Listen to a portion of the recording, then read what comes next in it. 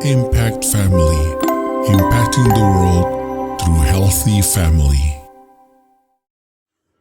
Shalom saudara-saudara, selamat berjumpa kembali. Malam hari ini kita akan bersama-sama merenungkan firman Tuhan secara singkat.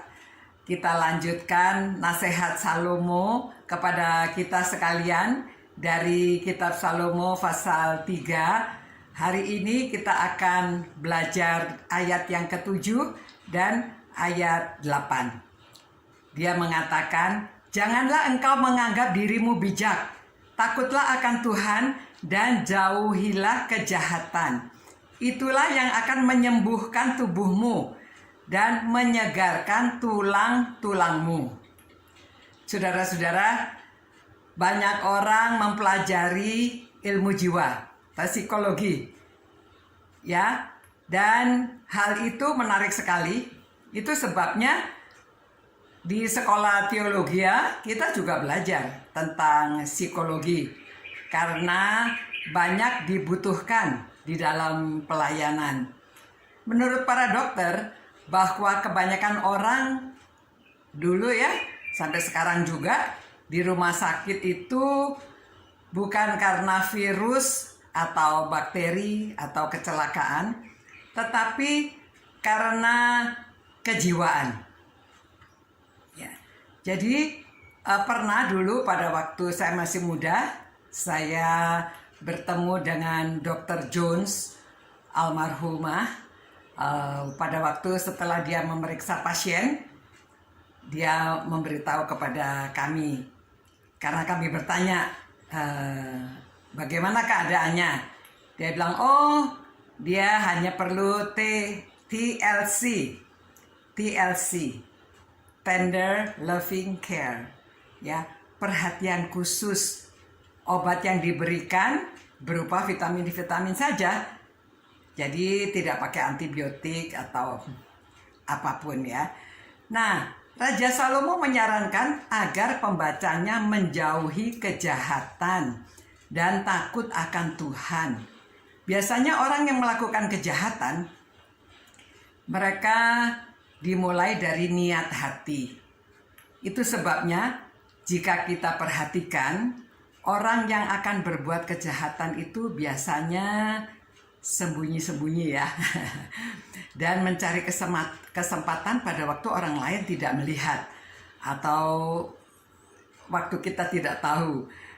Termasuk anak-anak dan semua orang yang akan melakukan kejahatan sekecil apapun, dia akan berusaha pada waktu orang lain tidak melihat dia.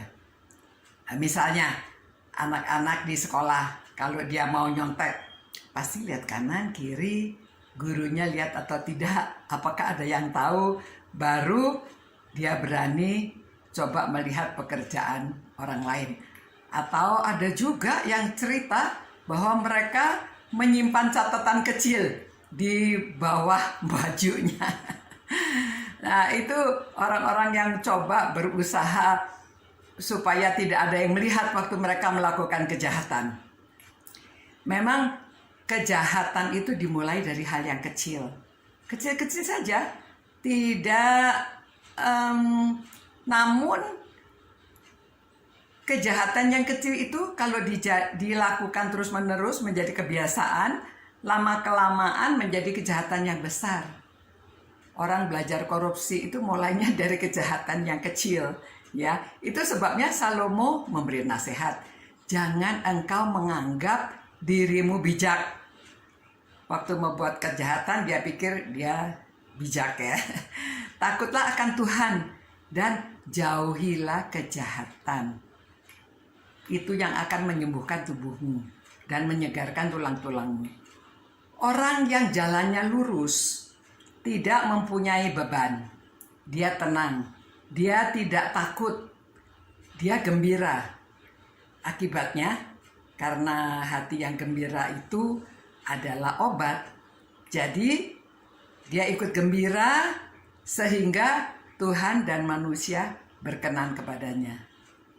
Nah, saudara-saudara, di luar sana sudah banyak kejahatan. Itu sebabnya mulailah dari dalam keluarga. untuk melakukan kebaikan, takut akan Tuhan, dan menjauhi kejahatan. Anak-anak, dengarkan nasihat orang tua dan takut akan Tuhan. Maka keluarga saudara sekalian menjadi sehat lahir dan batin. Ya, kecenderungan manusia memang ingin berbuat dosa, belajar tidak jujur, berbuat curang. Itu mudah dipelajari. Berbuat baik itu perlu disiplin, perlu taat, dan kalau kita tidak membiasakan diri itu sulit dilakukan. Itu sebabnya jauhi kejahatan. Kalahkan kejahatan dengan perbuatan yang baik. Itulah yang akan menyembuhkan tubuhmu, yang menyegarkan tulang-tulangmu.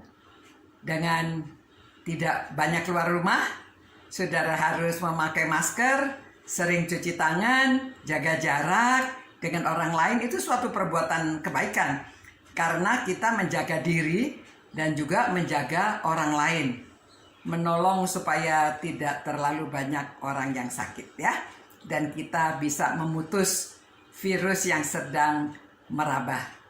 Merabah. Sekian dulu, sampai berjumpa lagi besok malam.